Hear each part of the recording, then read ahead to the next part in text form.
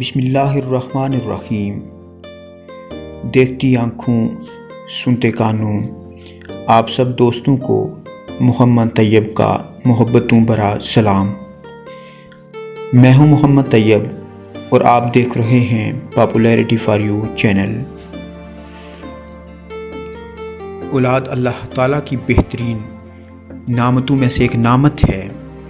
ہر انسان کی خواہش ہوتی ہے کہ اللہ تعالیٰ اسے صحت مند اولاد سے نوازے۔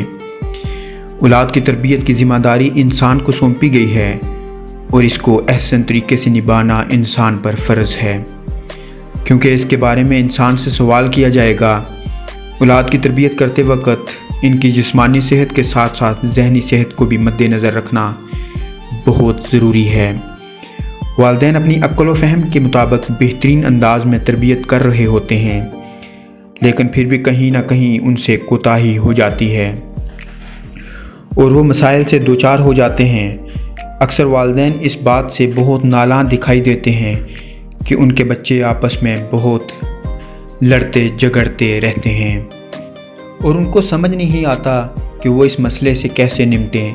سب سے پہلے والدین کو یہ بات مد نظر رکھنی چاہیے کہ ان کا اپنے بہن بھائیوں کے ساتھ کیسا رویہ ہے اور اپنے بچوں کے سامنے اپنے بہن بھائیوں کا ذکر کس انداز میں کرتے ہیں۔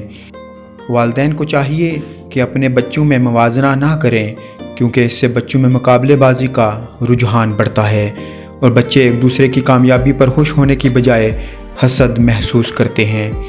نئے پیدا ہونے والے بچے سے زیادہ محبت کا اظہار کریں تاکہ وہ ماں باپ کی محبت میں شراکت برداشت کر سکیں۔ والدین بچوں کے لیے اصول مقرر کریں اور ان کی پیروی کریں۔ کسی بھی بچے کے لیے اصول نرم نہ کریں۔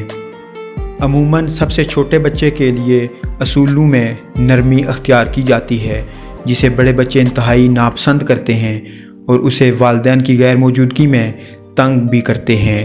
سب بچوں کو برابری کی بنیاد پر اہمیت دیں اور ہر بچے کی بات کو توجہ سے سنیں۔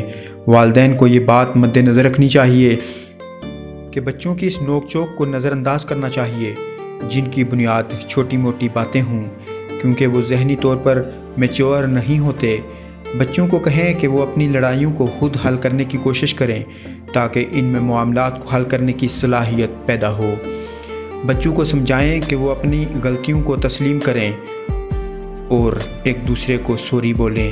بچوں کی لڑائی میں صلح صفائی کراتے وقت ان سے یہ ضرور پوچھیں کہ آپ کے بھائی یا بہن جن سے لڑائی ہوئی ہے ان کی کون سی خاص بات آپ کو اچھی لگتی ہے۔